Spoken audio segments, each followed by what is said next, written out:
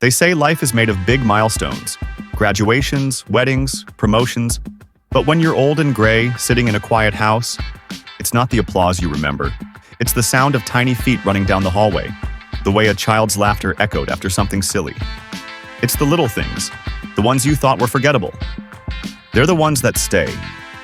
Sometimes I sit on the porch swing alone, the sun dipping behind the hills, birds calling it a day. I hold a photograph, a worn-out picture of me decades ago, laughing with a toddler on my shoulders. She had hair like sunshine and eyes that made you forget your worries. We didn't have much, but we had each other. And that was everything.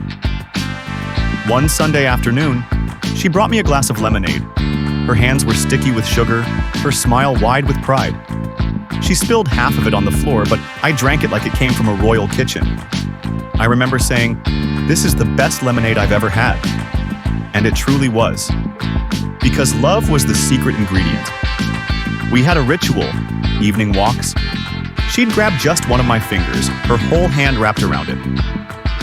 And she'd ask, "Daddy, how many stars are there?" I didn't know. But I'd make something up. Because in that moment, truth wasn't as important as wonder. She believed in me, and that made me believe in myself. Now, the hallway is silent. The toys are boxed. The giggles have turned into memories.